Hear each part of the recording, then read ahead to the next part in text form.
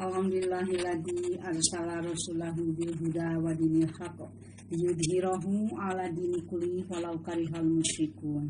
Asyhadu alla ilaha illallah wahdahu la syarikalah wa asyhadu anna Muhammadan abduhu wa rasuluh. Wa qala Allahu ta'ala fil Qur'anil Karim, a'udzu billahi minasyaitonir rajim. Bismillahirrahmanirrahim.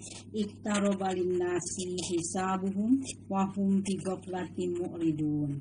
Ma ya'tihim min dzikri min rabbihim muhdatsin illa istama'uhu wa hum yal'abun. Wa qala Rasulullah sallallahu alaihi wasallam la taqumus sa'atu hatta yub'asa dajjaluna kadabuna qaribun min salasina kuluhum yaja'amu annahum Rasulullah. Amma ba'd. Para ibu rahimakumullah yang saya cintai dan saya rindukan karena Allah, alhamdulillah kita berjumpa kembali di pengajian ini walaupun melalui WA, dan kita akan selalu berusaha menambah ilmu agar iman kita maksimalnya bisa stabil, tidak turun dengan curam. Mudah-mudahan yang kita kerjakan ada dalam keridhoannya. Seperti biasa, yang sakit kita selalu doakan agar Allah memberikan kesembuhannya. Amin ya rabbal alamin. Dan kita pun jangan lupa saling mendoakan, yaitu dengan saling mendoakan tentang kesehatan, tentang ilmu, tentang rezeki dan keselamatan dunia dan akhirat. Doa bidoa. Tajuk kita hari ini adalah mengenai tanda-tanda hari kiamat.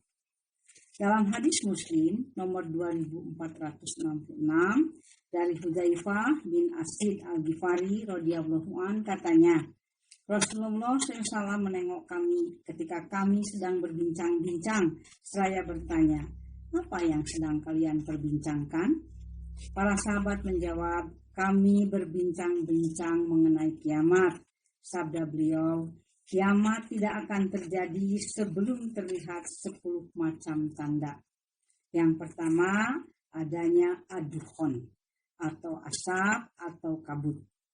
Yang kedua, adanya dajjal, yaitu si penipu besar.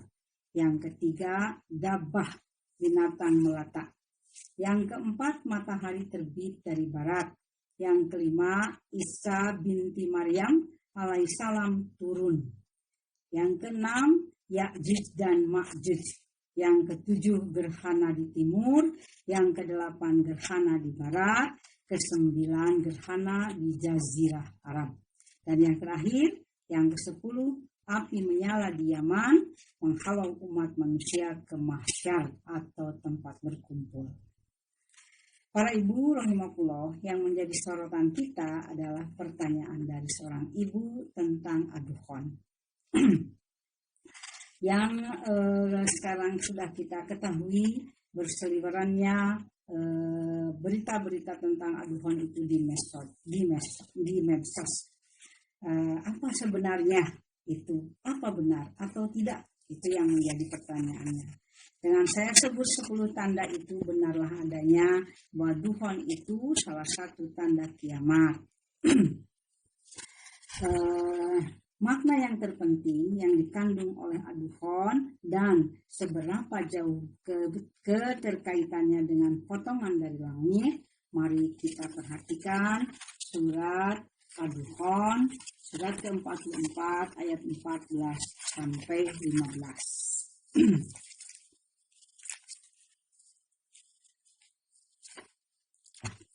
Cukup dibaca ya.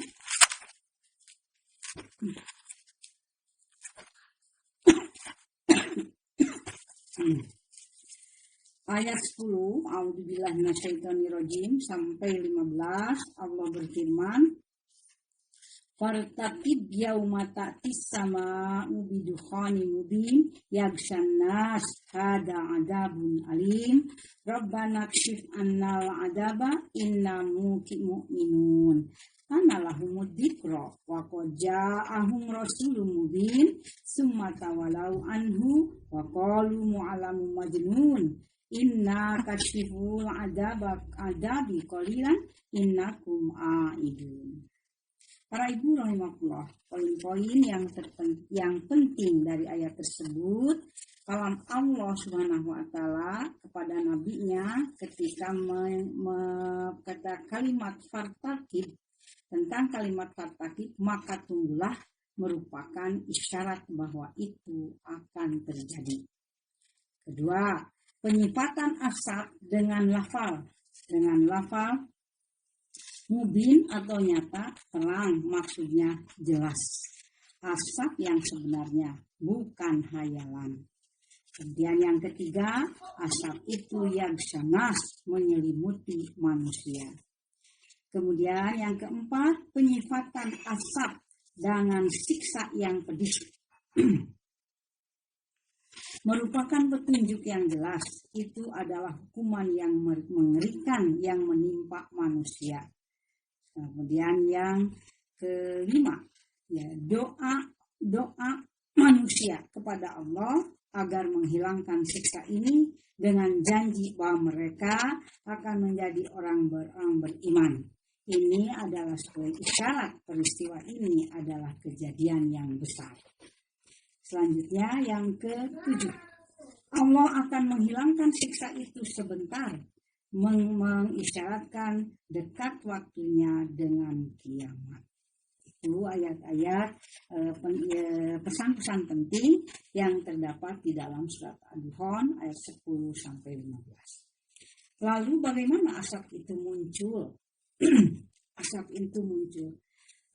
Tentu saja kalau kita melihat di hadis bahwa kelak akan ada serpihan atau ada sesuatu yang turun dari langit berupa benda.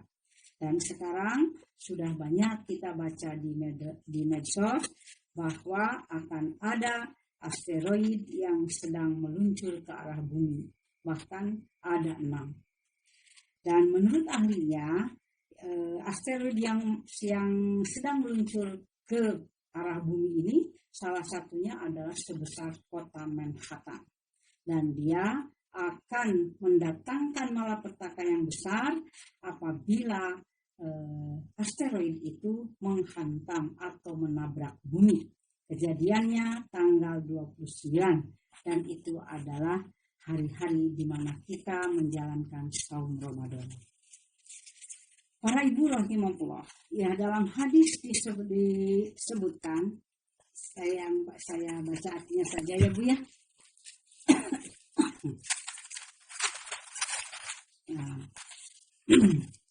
Dari Ka'ab radhiyallahu anhu, dia berkata, akan muncul bintang dari arah timur sebelum keluarnya Al-Mahdi.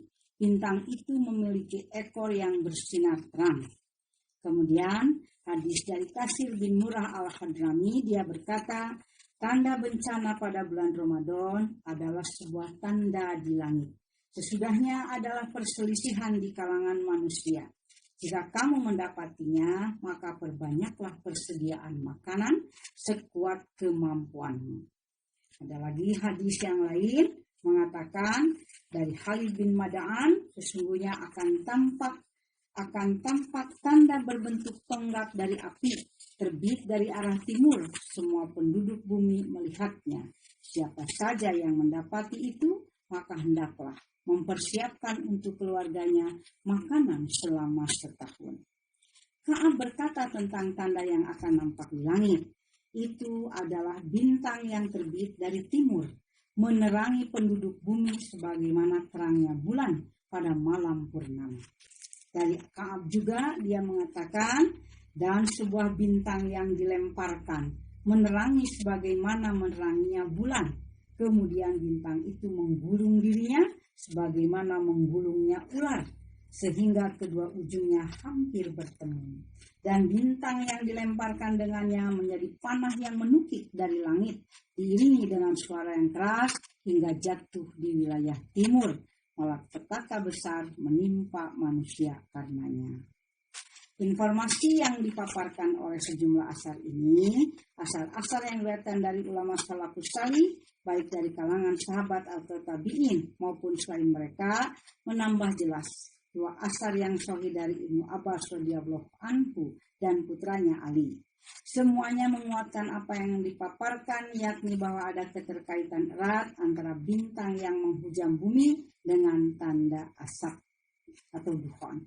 Sebagaimana secara jelas menyatakan jatuhnya sebahagian menggambarkan sifat-sifat bintang ini sebelum jatuhnya. Bahwa bintang itu beredar di orbit bumi atau dekat orbit bumi selama beberapa hari dan menerangi bumi karena dekatnya sehingga menyerupai terangnya bulan.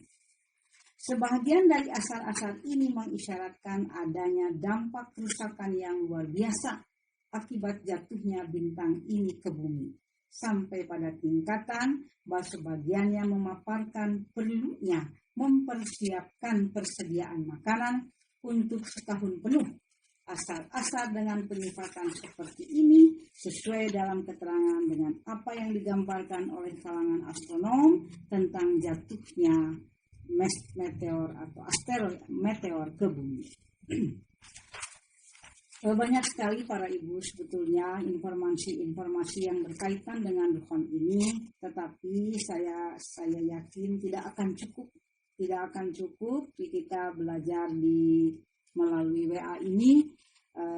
Nanti kita akan lebih dalam kalau dari pertanyaan-pertanyaan. Itu tadi sudah saya gambarkan, hanya ada sebuah catatan ya tentang deskripsi imajinatif kalangan ilmuwan terhadap dampak sistematis atas jatuhnya serpihan langit atau meteor terhadap bumi. Hantaman meteor berukuran 1 mil persegi terhadap kota Chicago akan mengakibatkan kehancuran total dan meninggalkan lubang besar di bawahnya. Selanjutnya diikuti bencana susulan berupa kematian massal dan kehancuran pada kota-kota di sekitarnya. Sesudah jatuhnya meteor terjadi peningkatan suhu dan temperatur beberapa derajat. Jatuhnya meteor itu mengakibatkan lingkaran asap yang sangat tebal dan sangat besar yang menyelubungi bola bumi dan menghalangi pancaran sinar matahari ke bumi. Asap ini terus menyelimuti bumi dalam kurun waktu minimal setahun. Akibatnya adalah kegersangan pada sawah ladang dan tertutupnya tumbuhan pada seluruh permukaan bumi, baik secara total maupun parsial. Keadaan ini akan mengakibatkan kelaparan yang tak dapat dibayangkan kedahsyatannya dan dampak buruknya. Itulah kalau kita harus bersedia setahun makanan untuk setahun. Apakah kita akan mengalaminya? Wallahu a'lam. Kalau betul yang diperkirakan oleh para ulama tahun 1441 Hijriah di bulan Ramadan ini asteroid itu akan menghantam bumi, kita harus siap karena memang itu akan terjadi. Para ibu, sekali lagi saya masih banyak yang harus saya sampaikan pada ibu-ibu. Tidak cukup ruangnya kalau dibacakan semuanya. Saya kutip hal ini dari tanda-tanda besar kiamat yang saya baca di ensiklopedia akhir zaman. Demikian ibu-ibu. Dan tadi saya membacakan surat Al-Anbiya ayat 1 dan 2 di mana Allah berfirman, "Iqtaraban nas," ya telah datang. Surat Al-Anbiya itu surat ke-21, ibu-ibu.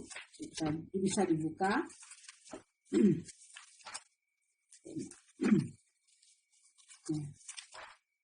Iqtarabalin nasi, telah datang, telah dekat kepada manusia hisabuhum, perhitungan terhadap mereka. Wahum, tetapi mereka fi ghaflatin, ya di dalam pelayan mereka mu'ridun, ya selalu berpaling, selalu dalam keadaan lalai. Mayatihim min dzikri mirobihim muhdasin ilastama'u wa hum yal'abun. Ya, setiap diturunkan kepada mereka ayat-ayat yang baru dari Rabb mereka mendengarkannya sambil bermain-main. Mudah-mudahan hal itu tidak terjadi kepada kita sebagai umat yang beriman.